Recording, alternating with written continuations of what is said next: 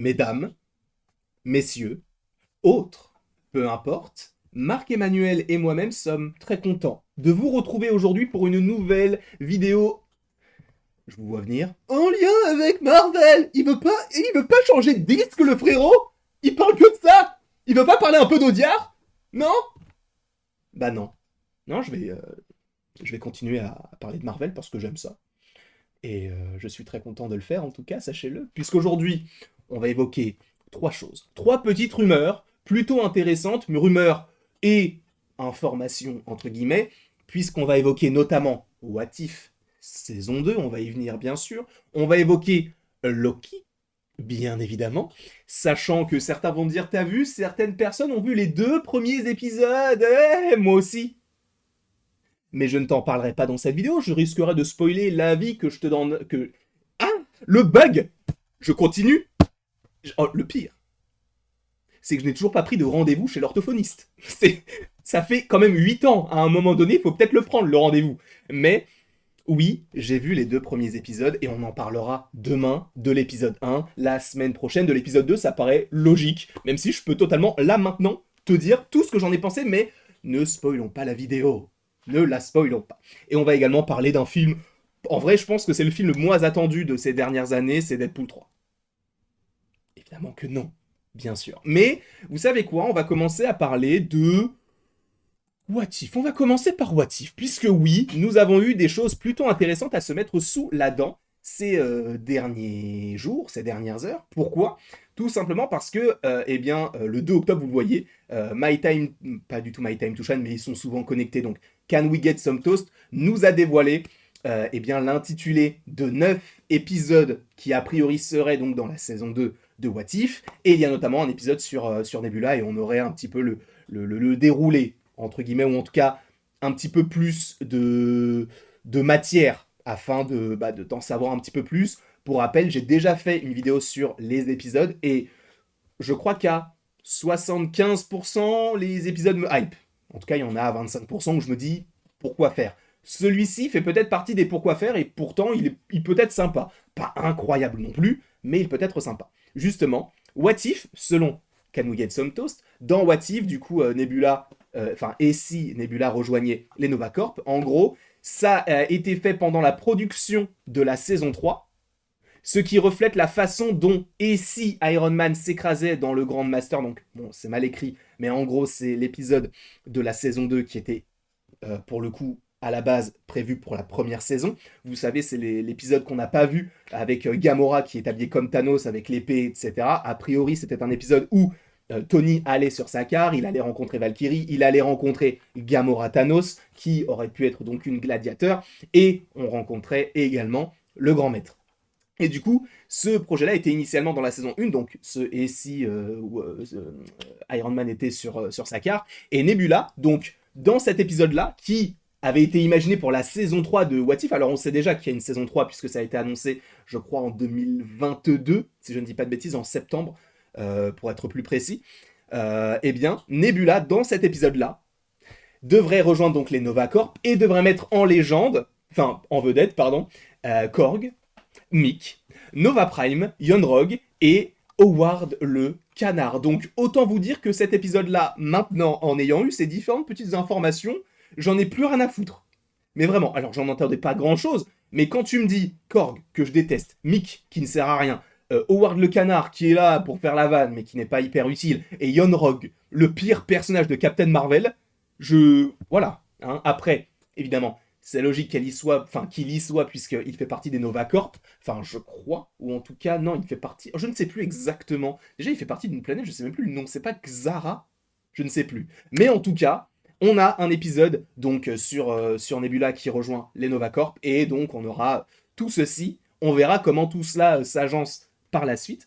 Et je voulais également évoquer peut-être un petit peu Loki, une série donc que je vous évoquerai plus en précision pour rappel demain, puisqu'il y a certaines choses plutôt intéressantes qui ont été dévoilées concernant Loki et Thor, puisque vous le savez, on n'a pas revu Loki et Thor depuis 5 ans ensemble, hein, j'entends, puisque c'était pour Avengers Infinity War. Alors, on peut évoquer Endgame, mais c'était une scène d'Avengers, premier du nom, qui a été rallongée, donc Ce n'est pas forcément la scène qui me passionne le plus par rapport à ça, mais donc on peut estimer que c'est depuis Infinity War Endgame, en gros.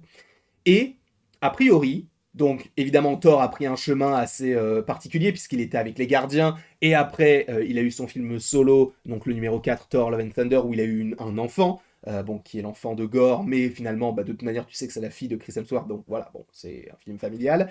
Et on a Loki qui, lui, se développe de son côté, qui tombe amoureuse de Sylvie, et qui, en plus de ça, fait partie de la TVA, cet arc un petit peu mystique, pour l'instant, du MCU. Vous le savez.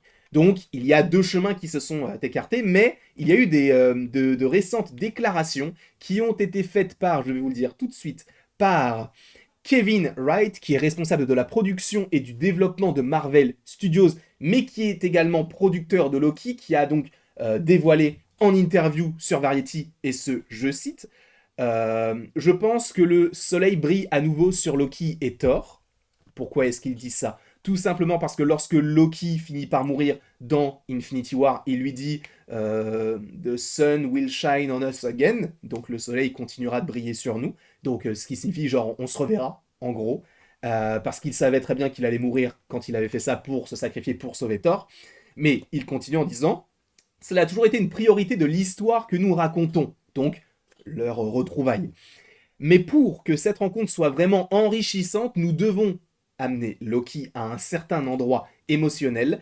Je pense que c'est l'objectif de ces deux saisons. Et c'est un petit peu aussi l'objectif du film Thor Love and Thunder qui a permis à Thor de s'émanciper un petit peu de cette histoire avec sa famille. C'est le premier film où il n'y a pas réellement de lien avec sa famille, puisque Odin est mort, Hela est morte, sa mère est morte et son frère est mort. Tout le monde est mort, en fait, sauf la moitié de son peuple qui ne croit pas vraiment en lui, puisque c'est devenu un guignol, entre guillemets. Donc, a priori, on tendrait vers la volonté d'avoir des retrouvailles. Et moi, je reste persuadé, je crois que j'en avais déjà parlé dans certaines vidéos, dans certains lives, j'en avais fait une idée de vidéo plus approfondie, donc n'hésitez pas, si vous la voulez, à me le dire dans les commentaires. Mais j'avais fait, ou en tout cas j'avais imaginé une vidéo en me disant, de toute manière, ils vont se revoir dans Avengers. Loki, ça va être un Avengers. La manière dont son traitement est fait dans la saison 1 uniquement, je ne vous spoil pas la saison 2, mais uniquement dans la saison 1, la manière dont il évolue, ça tend vers les Avengers. Donc, Thor, de toute manière, c'est toujours un Avengers. Donc, à un moment donné, ils vont se retrouver et ils vont combattre ensemble. Et ça va faire une scène un petit peu à la Pepper Potts et Tony quand ils affrontent les Outriders et les différents ennemis dans Endgame. On verra, bien sûr, ce qu'il en sera. Et ensuite, le dernier sujet que je voulais évoquer avec vous dans cette vidéo, c'est Deadpool 3, puisque vous n'êtes pas sans savoir qu'il y a donc le casting quasiment complet, peut-être pas, mais en tout cas que nous connaissons pour l'instant, qui a été vu eh bien, en groupe. Donc on a notamment vu voilà, Hugh Jackman, Sean Levy, le réalisateur du film, et Ryan Reynolds, donc Deadpool, et Wolverine ici, ensemble, qui étaient en train de regarder un match Chiefs contre Jets. Et ce qui est assez intéressant, c'est qu'après, il y a eu une vidéo où on voyait Taylor Swift, où on voyait Blake Lively, donc la femme de Ryan Reynolds, bref, on les voyait tous les 5 ensemble sortir du stade. Et moi, ce qui m'intéresse beaucoup, c'est Taylor Swift. C'est ça qui est fou, parce que Taylor Swift, j'aime pas forcément son histoire. J'aime pas forcément, enfin son histoire, j'aime pas forcément ses chansons plutôt, parce que j'étais en train de lire un mot, c'était histoire, mais du coup c'est le premier mot qui m'est venu. J'aime pas forcément ses chansons, donc je suis pas forcément particulièrement touché par ce qu'elle peut proposer en termes de contenu, mais le fait est qu'a priori, il y avait déjà des rumeurs comme quoi elle jouerait Dazzler, donc un personnage de l'univers des X-Men qui serait dans Deadpool 3, qui justement, je crois, chante, et voilà, ça sera en lien avec Taylor Swift par rapport à ça. Et du coup, certains y voient, ah mais du coup, vous avez vu, ils sont tous en groupe et en plus, elle est là. Alors, je tiens à clarifier une situation, d'accord? Taylor Swift, a priori, actuellement, serait en couple ou en bise-bise avec un joueur, non, en tout cas un sportif, qui fait partie de l'équipe des Chiefs, que sont allés voir Ryan Reynolds, Hugh Jackman, Sean Levy, elle-même et Blake Lively. Donc, il se peut qu'elle soit dans le film et qu'elle joue Dazzler, ça ne change rien. Mais le fait qu'on l'ait vue avec ce petit groupe-là, ça ne veut en aucun cas dire qu'elle est dans le film. Parce que je vous rappelle qu'encore une fois, elle serait en couple avec un joueur. Donc, la voir dans un stade, en train de voir un match de football, je ne sais même plus quel sport c'est, je crois que c'est de la NFL, et de voir ça, bah, ça paraît logique, puisque s'ils sont ensemble, bah, peut-être qu'elle est là pour le soutenir uniquement.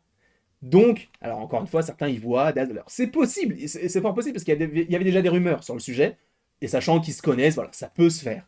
Mais, pour l'instant, attention. Enfin, genre, calmons-nous, c'est pas parce qu'il y a eu ça que ça veut dire ça. C'est possible que ce soit ça, c'est fort probable, mais c'est qu'un match de football américain.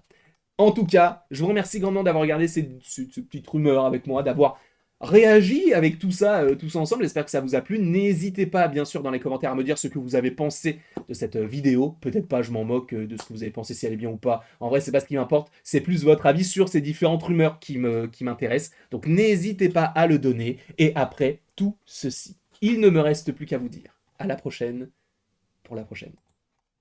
Et bien évidemment, sache que tu peux aimer fort cette vidéo. Tu sais quoi? Juste aime-la.